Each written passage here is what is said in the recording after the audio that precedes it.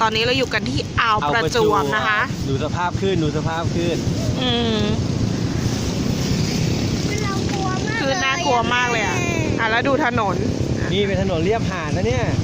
ใช่นี่หลังจากพายุผ่านไปแล้วนะปลาบึกผ่านไปแล้ว พายุปลาบึก ใช่ ปลาบึก เดี๋ยวเราจะขับมอไซค์วนๆดูคลื่นแรงคลื่นยังแรงอยู่เลยอ่ะ นี่ดูปกติเราไม่ได้มีนะเราไม่ได้ทำการก่อสร้างนะ ดูถนนนี่ปกติไม่มีทรายขึ้นมาเยอะอย่างนี้นะนี่ทรายขึ้นมาเต็มถนนเลยอ่ะเนี่ยถึงฝั่งตรงข้ามเลยอ่ะ เหมือนทำการก่อสร้างแต่ก็ทิ้งตายทิ้งไปเลยเนี่ย เมื่อคืนแม่ออกมาประมาณ2 ทุ่มคลื่นลมก็ยังไม่แรงนะ นี่แรงมาก โอ้เนี่ยดูแรงมากตรงด้านนี้นี่ข้างหน้าทรายเป็นกองยังกับรถมาทิ้งเลย นี่ดูดิ เหมือนทำการก่อสร้างถนนใหม่เลยอะทรายขึ้นมากองกันอย่างนี้เลย นี่เขาฝากเอามาตรงนี้ไปกองหลบๆไว้ก่อนเนี่ยเยอะมากมีต้นหักลอยลากมา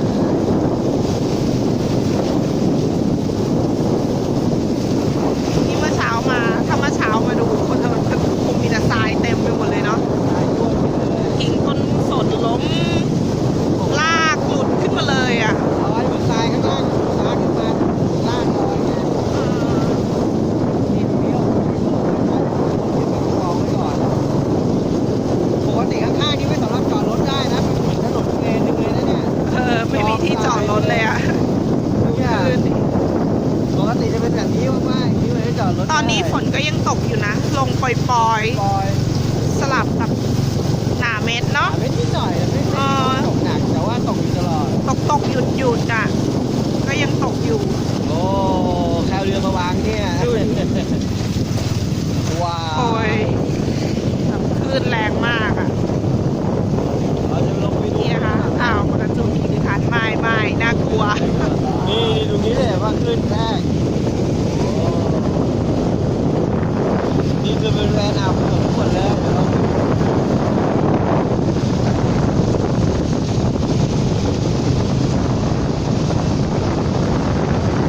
นี่นะ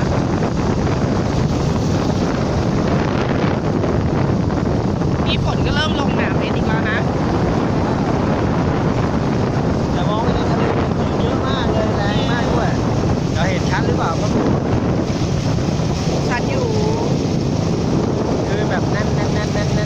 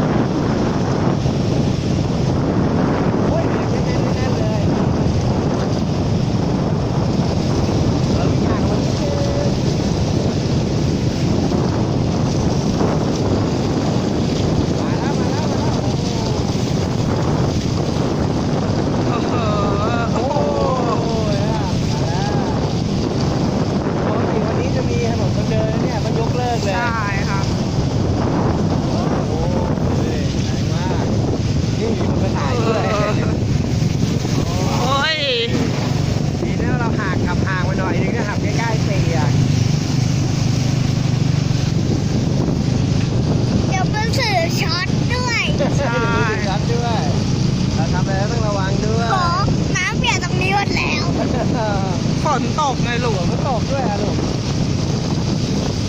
ก็เลย โอ้ เปลี่ โห ยน ดูเรือลำใหญ่ไปจอดนู่นเลย โอ้ นะ มีเรืออยู่ในทะเลด้วยอ่ะ ตรงนั้นจอดอยู่นี่เหลี่ยมหลบลมนั่นน่ะ เหรอ แต่คันใหญ่อยู่ไงแต่ว่านี่เรือเล็กไม่มีเหลือแล้วมีหลบลมมาตรงไหนไม่รู้ เอาขึ้นกันหมดแล้วมั้ง โอ้โหอ๋ออาจจะหลบในคลองบางลงก็ได้น้ำมันขึ้นไง แล้วก็ลอดใต้สะพานก็ไปจอดที่คลองกันนี่ตรงนี้เป็นสะพานวิถี น้ำเยอะกว่าตอนที่เราเคยเจอ น้ำขึ้นเยอะมากด้วยอ่ะ ดู อ๋อนู่นไงไปต่อเรือประมงเข้าไปหลบอยู่หลังเกาะนั่นไหนมานู่นปอจอดตรงหลังเกาะเลยให้ตำแหน่งเกาะบางลง นู่นค่ะเกาะที่เห็นอยู่อ่ะเรือประมงจะไปจอดตรงนู้นกันหมดเลย เกาะรถตามเกาะตามเทียบเลย ใช้เกาะช่วยบังลมเนาะ ใช่ ในกล้องน่าจะมองไม่เห็นน่ะ เพราะว่ามันไกลมาก แต่ดูแนวเกาะอะค่ะเรือประมงจะไปหลบตรงนู้นหมดเลย เยอะหน่อยแล้วมันเกาะตัวที่สองอ่ะเกาะแดงเกาะตื้น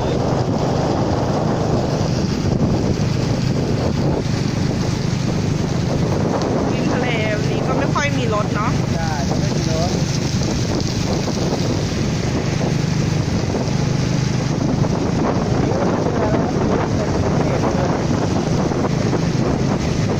แต่นี่ขนาดเขาว่าพายุผ่านไปแล้วใช่ไหมที่เราดูข่าว แล้วนี่ขนาดของเราแค่ ฝั่งนี้มันมีเขาไงคลื่นลมก็จะไม่ค่อยแรงเท่าไหร่ ออกไปนี่ขนาดก็เลยแค่เจ็ดห่างๆเลยเนี่ย แค่ห่างๆพายุ ถ้าเราอยู่บนชัวนึกถึงคนที่โดนเต็มๆนี่จะเป็นยังไงบ้างก็ไม่รู้